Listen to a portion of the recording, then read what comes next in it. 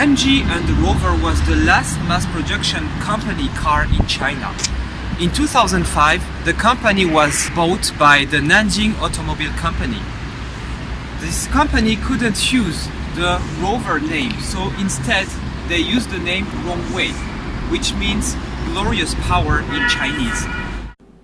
The Rover brand, which has been retained by BMW and licensed to MG Rover, was sold to Ford, which had bought Land Rover from BMW in 2000.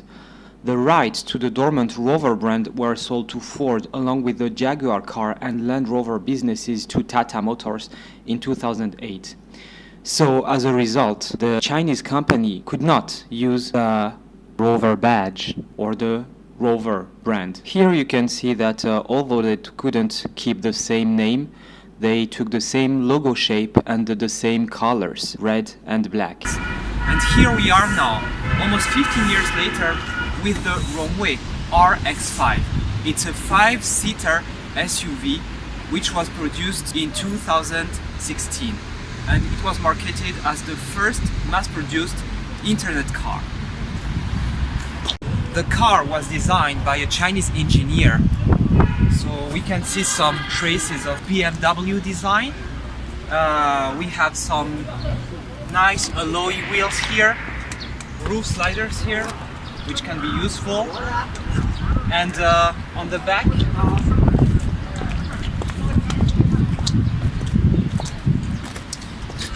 you have the two rear lights that are connected by a shiny strip, and we have the shark fin antenna there. Side steps here if you want to climb in the car. Under the bonnet of this particular car we have a 1.5 liter engine developing 198 horsepower. So the car is not new, it's almost 2 years old, so it's a bit dirty here and there, but you can see no leaks, nothing broken, nothing rusty. So this is to tell you about the Chinese build quality. The NetBlue system is a combination of engine performance and car dynamics. This line of engines was designed with American companies such as Chevrolet. It's the counterpart of NetGreen, which is the electric hybrid range of cars made by Rongwei, which I hope I can test in the next few weeks. But let's look inside. On the inside of the car we have a very classical pattern of black, silver and gray. The steering wheel is nothing special, as well as the gauge cluster, but the most important thing I think of that car is the screen. The center console is powered by an Android clone called UnOS. So as you can see, you only have like 7 buttons, so you don't have many things. It's quite clean. Chinese people seems to enjoy the clean dashboard and a clean car. If you press the center button, that's where the fun begins. You have the GPS. You can communicate with other people who own the same car with the same operating system, but what is special about that car is that you can pair it with a drone. Well, this car doesn't have this option, but as you can see, you can have a drone which guides your car or shows you where your car is. So if you're lost or if you want to find where your car is, you can find it thanks to this drone. You have a huge sunroof here. This sunroof can be operated manually or by voice, and this is one of the key features of that car. This is why it was marketed as the first mass-produced internet car. Not only you can locate your car with a drone, but you can also voice command all in-car functions. It is also said that when set up properly, you don't even have to take out your wallet to pay at gas stations. This car, surprisingly, is not an automatic, it's a manual 6-speed gearbox with the electric parking brake. So you don't have many options here. I guess it was not the top of the trim. You just have the traction control, electric parking and of course this big screen.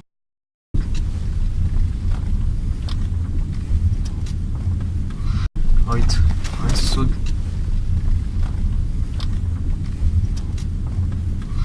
this is by no means a performance car. It's smooth, not very quick, silent.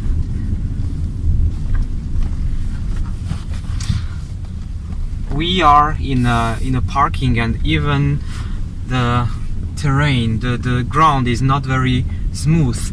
We can feel that this car, although it has quite big wheels, it's quite comfortable. Now let's see the acceleration. So I'm on the second gear.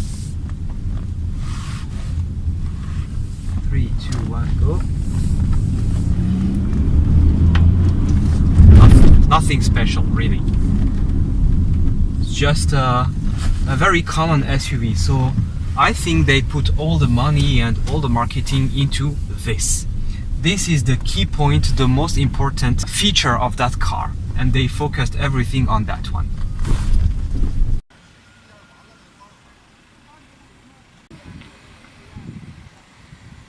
As a conclusion, I'd say that the Rongwei RX5 is a wannabe luxury SUV. The styling is nice, original, but not exciting. And this could be said about everything in this car. Nice, original, but not exciting. It is well built. The owner of this particular car drives it daily in construction sites. And this car is not falling apart as one would expect from a Chinese car.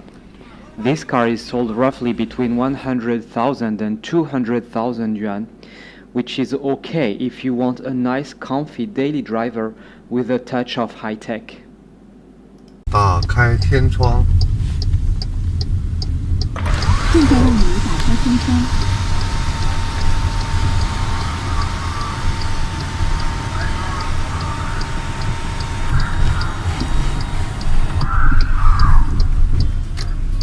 主人您好。关闭天窗。现在为你关闭天窗。